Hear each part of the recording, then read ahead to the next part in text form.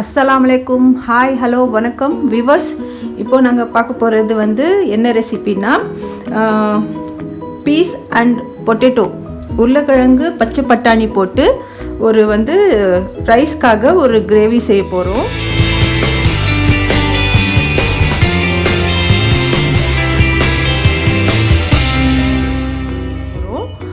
இது வந்து நம்ம வந்து ரைஸ்ல ரொம்ப நல்லா இருக்கும். ரைஸ்க்கு சாம்பாருக்கு பதிலாக இது மாதிரி நீங்கள் செஞ்சுருக்கீங்களா இல்லையான்னு தெரியல. இது நான் வந்து இப்போ சொல்ல போகிற ரெசிபி வந்து ரொம்ப டேஸ்டியாக இருக்கும். நீங்கள் ட்ரை பண்ணி பாருங்கள், கண்டிப்பாக இது ட்ரை பண்ணுங்கள். வாங்க இதுக்கு என்னென்ன தேவையான பொருள்னு பார்க்கலாம். வெங்காயம் 300 grams, பச்சை மிளகாய் க்ரீன் சில்லிஸ் 4 ஸ்ப்ளிட் பண்ணி வச்சுருக்கேன், கொத்தமல்லி, இஞ்சி பூண்டு பேஸ்ட், பச்சை பட்டாணி நான் வந்து 1/4 கிலோ எடுத்திருக்கேன். உங்களுக்கு எவ்வளோ தேவையோ அதை எடுத்துக்கோங்க. ஆக்சுவலி இது வந்து நேற்று நைட்டே சோக் பண்ணி வச்சுட்டேன். க்ரீன் பீஸ் வந்து நைட் சோக் பண்ணி வச்சுட்டு இப்போ வந்து காலையில் ஒன்றும் வேக வைக்கல, அப்படியே பச்சையாக இருக்குது. ஸோ வெறும் சோக் பண்ணி வச்சுருக்கேன். அண்ட் வந்து உருளைக்கிழங்கு கட் பண்ணி வச்சுருக்கேன்.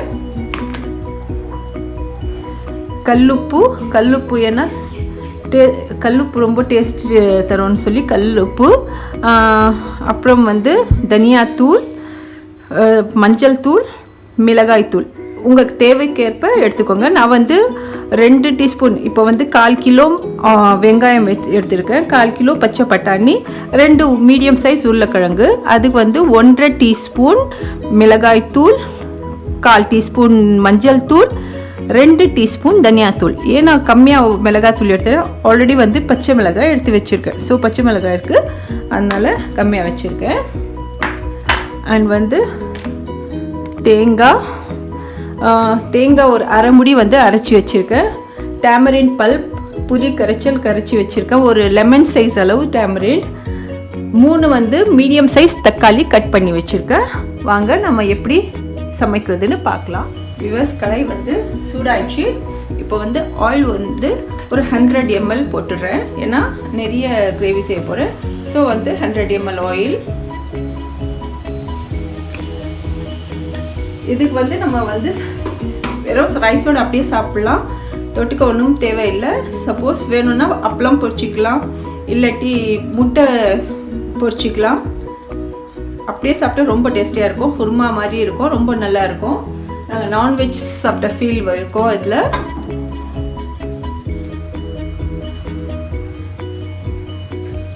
எண்ணெய் சூடாச்சு.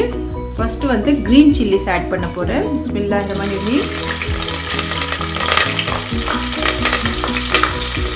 ஆனியன்,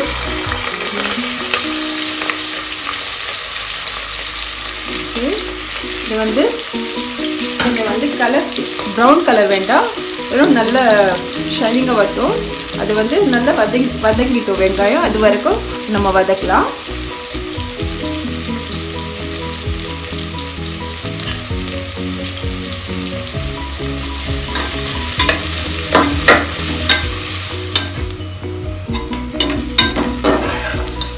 இன்னும் கொஞ்சம் வதங்கிட்டோம் வியூவர்ஸ். இப்போ வந்து நான் வந்து கொஞ்சம் வந்து கொத்தமல்லியில் ஹாஃபாக ஆட் பண்ண போகிறேன். ஏன்னா நம்ம வெங்காயம் வதக்கிட்டு இருக்கும்போதே கொத்தமல்லி ஆட் பண்ணால் அதோட அரோமா ஸ்மெல் ரொம்ப நல்லா இருக்கும். அப்புறம் நம்ம கார்னிஷ்காக போட்டுக்கலாம். வெங்காயம், பச்சை மிளகாய் அண்டு கொத்தமல்லி 3 சேர்ந்து நல்ல கமகமன்னு வாசனை இருக்கும்.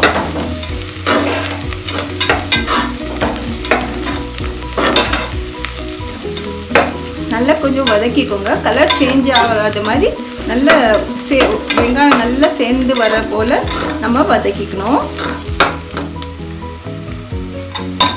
பாருங்க வியூவர்ஸ், இந்த அளவுக்கு போதும். இப்போ வந்து ஜிஞ்சர் கார்லிக் பேஸ்ட், இஞ்சி பூண்டு பேஸ்ட் ஆட் பண்ணிக்கலாம்.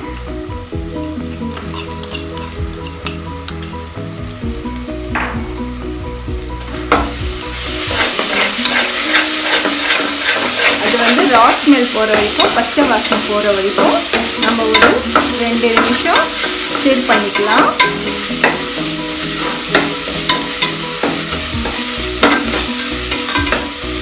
ஒரு 2 நிமிஷம் வந்து நீங்கள் வதக்கிக்கோங்க.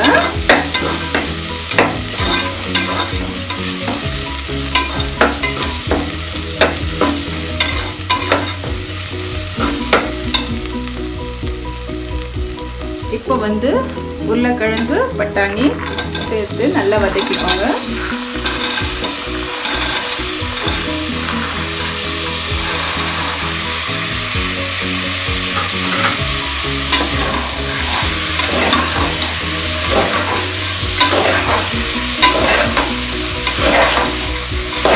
இது ஈஸியான ரெசிபி.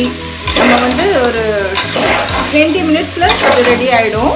நம்ம வந்து ரைஸ் வச்சுட்டு இது பண்ணிட்டா ரெடி ஆகிடும். நம்ம வந்து எப்போ மோஸ்ட்லி நிறைய பேர் வீட்டில் வந்து பச்சை பட்டாணி வந்து முதல்ல ஊற வச்சுருப்பாங்க, இல்லாட்டி பச்சை பட்டாணியே இருக்கும். இது நான் வந்து காஞ்ச பட்டாணி எடுத்துருக்கேன், அதனால நேற்று நைட் ஊற வச்சேன். நீங்கள் பச்சை பட்டாணி இருந்தால் அதை அப்படியே எடுத்து போட்டுருங்க. இப்போ வந்து நான் தக்காளி ஆட் பண்ண போகிறேன். 3 மீடியம் சைஸ் தக்காளி, 3 மீடியம் சைஸ் தக்காளி கட் பண்ணி வச்சுருக்கேன்.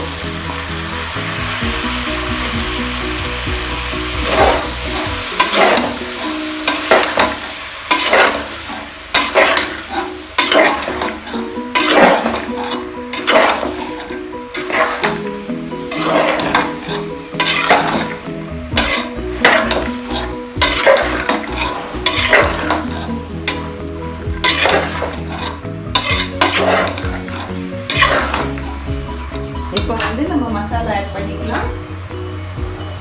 ரெட் சில்லி பவுடர் 1.5 டீஸ்பூன், மிளகாய் தூள் 1 டீஸ்பூன், கல் உப்பு, தனியா தூள், கொரியாண்டர் பவுடர் அண்ட் டர்மரிக் மஞ்சள் தூள்.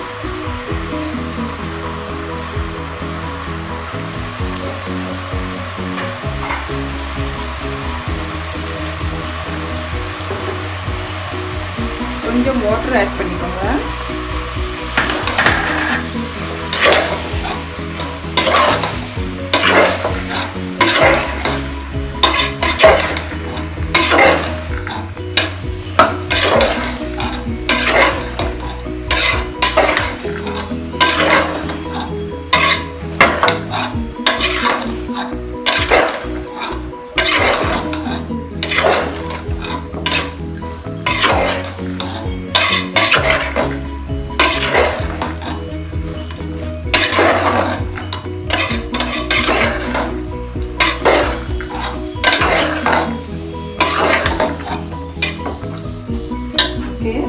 இப்போ வந்து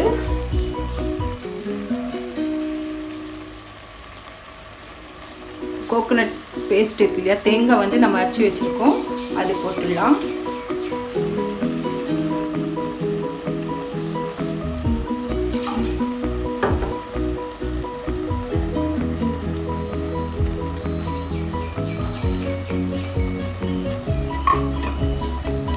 அப்புறம் புளி தண்ணி கரைச்சல் இருக்கு இல்லையா, அதுவும் ஆட் பண்ணிடலாம்.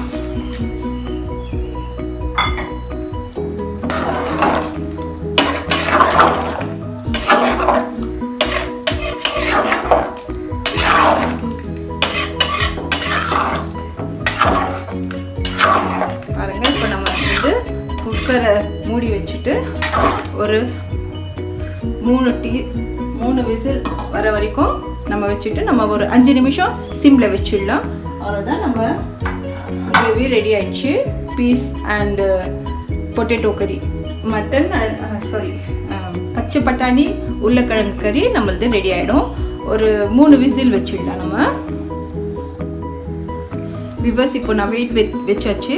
3 விசில் வந்து உடனே நம்ம வந்து சிம்ல 5 மினிட்ஸ் வச்சுட்டு ஆஃப் பண்ணிடலாம். 3 விசில்ஸ் வரட்டும்.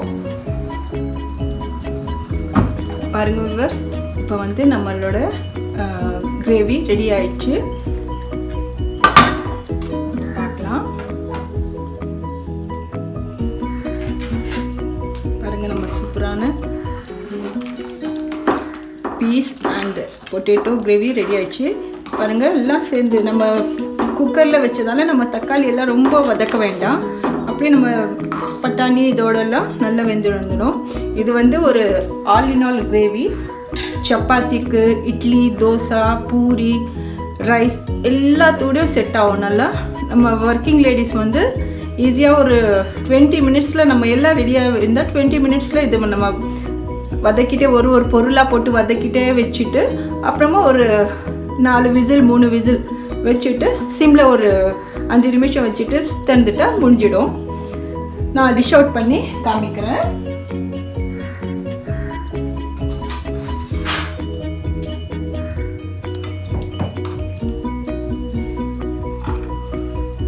பாருங்க வியூவர்ஸ்,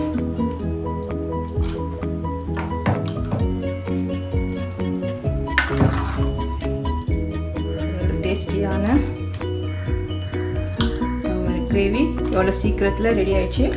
இது வந்து நான்வெஜ் விட டேஸ்டியாக இருக்கும். நான்வெஜ் நம்ம வந்து மட்டன் சிக்கன் கிரேவி சாப்பிட்ற மாதிரி இருக்கும் ரைஸோடு சாப்பிட்டா. அண்ட் இட்லி, தோசை, சப்பாத்தி எல்லாத்துக்கும் அதான் சொன்னேனே, ஆல் இன் ஆல் கிரேவி. அவ்வளோதான். நம்ம வச்சுட்டு கொஞ்சம் கொத்தமல்லியை தூவி